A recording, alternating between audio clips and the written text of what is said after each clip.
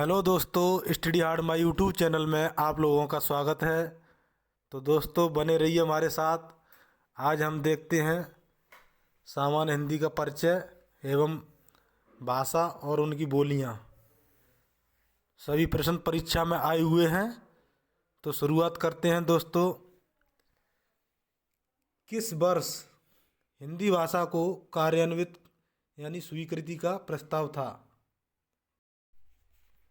यानी हम कह सकते हैं दोस्तों कि हिंदी भाषा को कब स्वीकार किया गया। हिंदी भाषा को कब स्वीकार किया गया?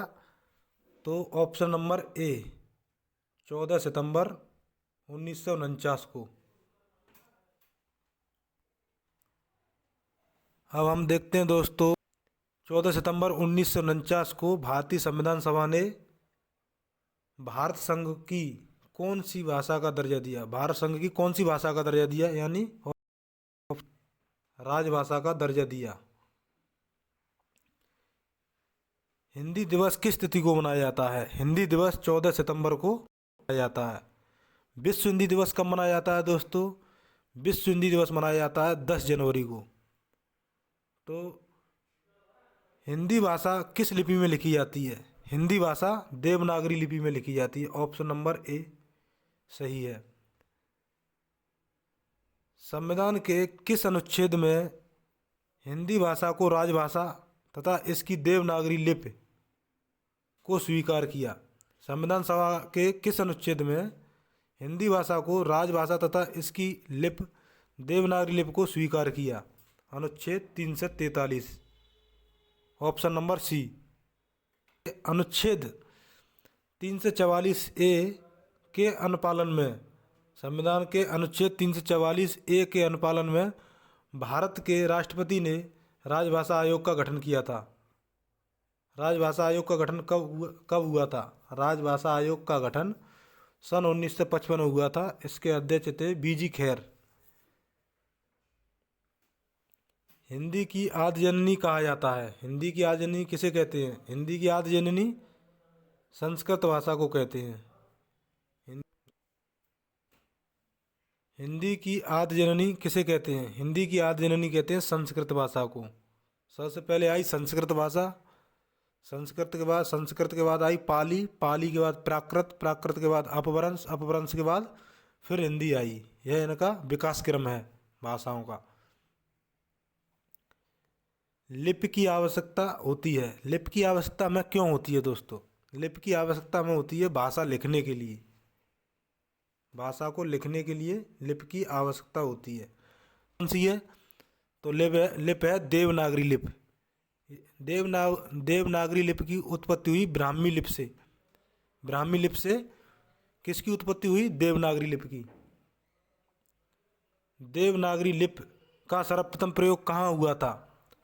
देवनागरी लिपि का सर्वप्रथम प्रयोग जयभट्ट के शिलालेख में हुआ था। जयभट्ट के शिलालेख में हुआ था। ऑप्शन नंबर बी सही है।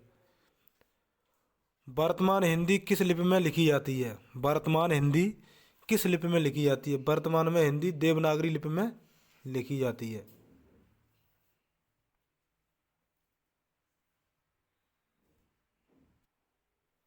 हिंदी भाषा की उत्तराधिकारी है। हिंदी भाषा की कौन सी भाषा है जो उत्तराधिकारी है? तो संस्कृत। ऑप्शन नंबर सी। संसार की प्रमुख भाषाओं में हिंदी का स्थान है। संसार यानी पूरे विश्व में संसार की प्रमुख भाषाओं में हिंदी का स्थान है तीसरा। भाषा लिखने के लिए प्रयुक्त चिन्हों के व्यवस्थित रूप को लिपि कहते हैं। लिपि किसे कहते हैं?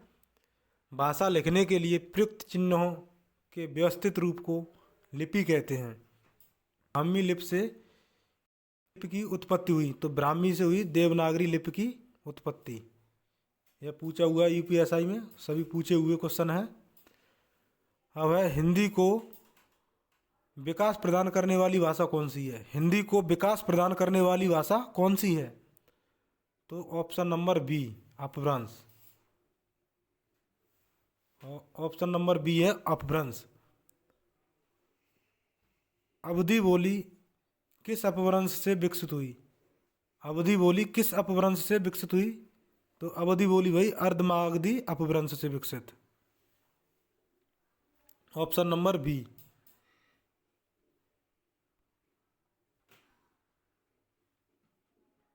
अब है दोस्तों, हिंदी की मूल उत्पत्ति किससे मानी गई है? हिंदी की मूल उत्पत्ति किससे मानी गई है? तो ऑप्शन नंबर सी, शौरसेनी अपभ्रंश से हिंदी की मूल उत्पत्ति मानी गई है। गोरखपुर, वाराणसी और आरा, वाराणसी, गोरखपुर, आरा के मध्य कौन सी भाषा बोली जाती है? वाराणसी, गोरखपुर, आरा के मध्य कौन सी भाषा बोली जाती है? तो ऑप्शन नंबर ए, भोजपुरी भाषा बोली जाती है। ब्रज भाषा का केंद्रीय क्षेत्र है, ब्रज भाषा का केंद्रीय क्षेत्र कौन सा है? तो ब्रज भाषा दोस्तों बोली जाती है मथुरा में, मथुरा वृंदावन ब्रज भाषा बोली जाती है। बोली का क्षेत्र जब थोड़ा विकसित हो जाता है और साहित्य की रचना होने लगती है तो वह क्या बन जाती है? जब बोली का क्षेत्र थोड़ा विकसित हो जाता है और साहित्य की रचना होने लगती है तो उसे हम बोलते हैं उपभाषा। Option number C, option number C, उपभाषा।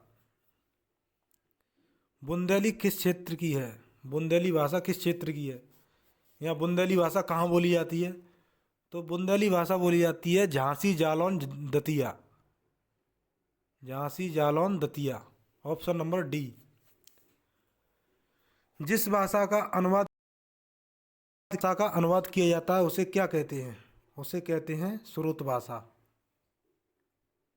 जिस भाषा का अनुवाद किया जाता है उसे हम स्रोत। पूर्वी हिंदी क्षेत्र में कौन सी बोली नहीं बोली जाती है? पूर्वी हिंदी क्षेत्र में कौन सी बोली नहीं बोली जाती है? पूर्वी में जयपुरी नहीं बोली जाती है, क्योंकि पूर्वी हिंदी में आती हैं अवधी, बघेली, छत्तीसगढ़ी। कौन सी भाषा, कौन सी बोली उत्तर प्रदेश में बोली जाती है? कौन सी बोली उत्तर प्रदेश में बोली जाती है? तो उत्तर प्रदेश में दोस्तों बुंदेली भी बोली जाती है, कन्नौजी भी बोली जाती है। इसमें दो ऑप्शन सही हैं इसके, पहला और तीसरा। बांगरू हरियाणा में बोली जाती है, हड़ौती राजस्थान में बोली जाती है।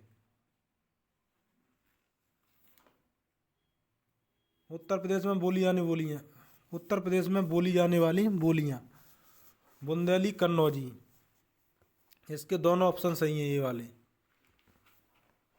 मथुरा और वृंदावन में मुख्यतः कौन सी भाषा बोली जाती है? मथुरा और वृंदावन में मुख्यतः ब्रज भाषा बोली जाती है। ऑप्शन नंबर है हमारा डी। निम्नलिखित में से कौन सी बोली उत्तर प्रदेश की नहीं है? तो उत्तर प्रदेश की नहीं है मेवाती। ऑप्शन नंबर सी सही है इसका, मेवाती। यह उत्तरी राजस्थान में बोली जाती है। भोजपुरी, ब्रजभाषा, कन्नौजी ये सब उत्तर प्रदेश में बोली जाती हैं। कौन सी प्राचीन भाषा नहीं है? प्राचीन भाषा नहीं है पंजाबी। ऑप्शन नंबर सी। कौन सी बोली बिहारी की नहीं है? कौन सी बोली बिहारी की नहीं है, बिहारी भाषा की नहीं है? तो बिहारी में बोली जाती है मगही में भोजपुरी, ये तीनों बिहारी बोली में बोली जाती हैं। जयपुरी जो है जो पश्चिमी हिंदी में आती है, यानी जयपुरी राजस्थान में बोली जाती है। अब है दोस्तों पंजाब में हिंदी का प्रचार किसने किया? पंजाब में हिंदी का प्रचार किसने किया? Option number D, Shraddharam Phillauri. Shraddharam Phillauri ने। कौन सी बोली उत्तर प्रदेश की नहीं है? तो खड़ी बोली, ब्रजभाषा, कन्नौजी ये उत्तर प्रदेश की हैं। जयपुरी यह राजस्थान की है। तो ऑप्शन हो जाएगा बी, जयपुरी। जयपुरी स्थानीय नाम है, जयपुरी का स्थानीय नाम है ढूढ़ाड़ी। भाषा नहीं बोली जाती है। तो उत्तर प्रदेश में पहाड़ी भाषा नहीं बोली जाती है। Option number B. Awadhi, Bagheli, Kannauji, Brajbhasha सब ये बोली जाती हैं, मगर पहाड़ी भाषा नहीं बोली जाती है। आधुनिक भारतीय आर्य भाषा का विकास किससे हुआ? आधुनिक भारतीय आर्य भाषाओं का विकास अपभ्रंश से हुआ। ऑप्शन नंबर डी, अपभ्रंश से हुआ। क्योंकि भाषाओं का विकास क्रम है, पहले सबसे पहले आई संस्कृत, पाली, फिर प्राकृत, संस्कृत, पाली, प्राकृत, अपभ्रंश, फिर हिंदी आई। तो आधुनिक भारतीय आर्य भाषाओं का काल कब से कब तक माना जाता है? आधुनिक भारतीय आर्य भाषाओं का काल 1000 ईस्वी से अब तक माना जाता है। Option number C. Mathura, Agra, Dholpur, Gwalior आदि क्षेत्र में कौन सी बोली बोली जाती है? मथुरा, आगरा, धौलपुर, ग्वालियर इन क्षेत्रों में ब्रज भाषा बोली जाती है दोस्तों, ब्रज भाषा। निम्नलिखित में से प्राचीन भारतीय आर्य भाषा कौन सी है? प्राचीन भारतीय आर्य भाषा कौन सी है? तो वैदिक संस्कृत, वैदिक संस्कृत। Option number D. द्रविड़ परिवार की भाषा कौन सी है? द्रविड़ परिवार की भाषा कौन सी है? कन्नड़। Option number C. और द्रविड़ परिवार में 4 भाषाएं आती हैं, तमिल, तेलुगु, कन्नड़ और मलयालम। हड़ौती, हड़ौती बोली कहाँ बोली जाती है? तो हड़ौती बोली बोली जाती है राजस्थान में। ऑप्शन नंबर डी सही है। रांगड़ी बोली कहाँ बोली जाती है? रांगड़ी बोली बोली जाती है हरियाणा में। Option number D. निम्न में से कौन सी बोली मध्य प्रदेश की प्रमुख बोलियों में से नहीं है? कौन सी बोली मध्य प्रदेश की प्रमुख बोलियों में से नहीं है? तो बांगड़ू। ऑप्शन नंबर सी। बांगड़ू बोली जो है, बांगड़ू हरियाणा में बोली जाती है। बघेली बोली किस क्षेत्र की बोली है? बघेली बोली जबलपुर की बोली है। ऑप्शन नंबर सी। रांची और जोधपुर और सिलीगुड़ी ये भिन्न ऑप्शन है इससे। पूर्वी हिंदी, उर्दू और अंग्रेजी के मिश्रण से उत्पन्न नई जबान कौन सी है? पुरानी हिंदी, उर्दू, अंग्रेजी के मिश्रण से उत्पन्न नई जबान कौन सी है? तो उसे बोलते हैं हम हिंदुस्तानी भाषा। ऑप्शन नंबर डी, हिंदुस्तानी भाषा। पश्चिमी हिंदी की कितनी बोलियां हैं? पश्चिमी हिंदी की कितनी बोलियां हैं? तो ऑप्शन नंबर डी, 5 बोलियां हैं पश्चिमी हिंदी की। किसी सीमित क्षेत्र में बोली जाने वाली स्थानीय भाषा को क्या कहते हैं? किसी सीमित क्षेत्र में बोले जाने वाली स्थानीय भाषा को बोली कहते हैं। यह बोली की परिभाषा है। भाषा को बोलते समय होने वाले उतार चढ़ाव को क्या कहते हैं? भाषा को बोलते समय होने वाले उतार चढ़ाव को क्या कहते हैं? तो उसे कहते हैं अनुतान। ऑप्शन नंबर सी, सी सही है। उसे क्या कहते हैं? अनुतान। रोमन लिपि का प्रयोग किस भाषा के लिए नहीं होता है? रोमन लिपि का प्रयोग किस भाषा के लिए नहीं होता है? तो कुल्लई भाषा। ऑप्शन नंबर सी, कुल्लई भाषा के लिए। फ्रेंच, स्पेनिश और जर्मन इन भाषाओं के लिए रोमन लिपि का प्रयोग होता है। रोमन लिपि में अंग्रेजी भाषा भी लिखी जाती है। जनगणना 2001 के हिसाब से भारत में निम्नलिखित में से सबसे अधिक कौन सी भाषा बोली जाती है? जनगणना 2001 के हिसाब से भारत में निम्नलिखित में से सबसे अधिक कौन सी भाषा बोली जाती है? सबसे अधिक बंगाली भाषा बोली जाती है। Option number A. कन्नौजी बोली मुख्य रूप से निम्नलिखित में से किस जिलों में बोली जाती है? कन्नौजी बोली मुख्य रूप से निम्नलिखित में से कौन से जिलों में बोली जाती है? तो फर्रुखाबाद जिले में बोली जाती है। ऑप्शन नंबर ए, फर्रुखाबाद जिले में। Option number A. बांगरू भाषा ज़्यादातर कौन से राज्य में बोली जाती है? बांगरू भाषा ज़्यादातर कौन से राज्य में बोली जाती है? तो बांगरू भाषा हरियाणा में बोली जाती है। ऑप्शन नंबर सी, हरियाणा में। हिंदी के स्थान पर अंग्रेजी को सन 1855 में भारत की शिक्षा और प्रशासन की भाषा के रूप में किसने स्थापित किया? यानी हिंदी के स्थान पर अंग्रेजी को 1855 में भारत की शिक्षा और प्रशासन की भाषा के रूप में Lord Macaulay, option number 1, Lord Macaulay ने स्थापित किया। भाषा के क्षेत्रीय रूप को क्या कहा जाता है? भाषा के क्षेत्रीय रूप को क्या कहा जाता है? तो बोली कहा जाता है, ऑप्शन नंबर बी। कौन सी भाषा मौखिक रूप है? कौन सा भाषा का मौखिक रूप है? तो परिचर्चा, ऑप्शन नंबर सी, परिचर्चा। कन्नड़ का संबंध किस भाषा परिवार से है? कन्नड़ का संबंध द्रविड़ भाषा परिवार से है। इस क्वेश्चन में कह रहा है कि हिंदी की खड़ी बोली किस अपभ्रंश से विकसित हुई? तो हिंदी की खड़ी बोली दोस्तों ऑप्शन नंबर सी, स्वर सैनी अपभ्रंश से विकसित हुई।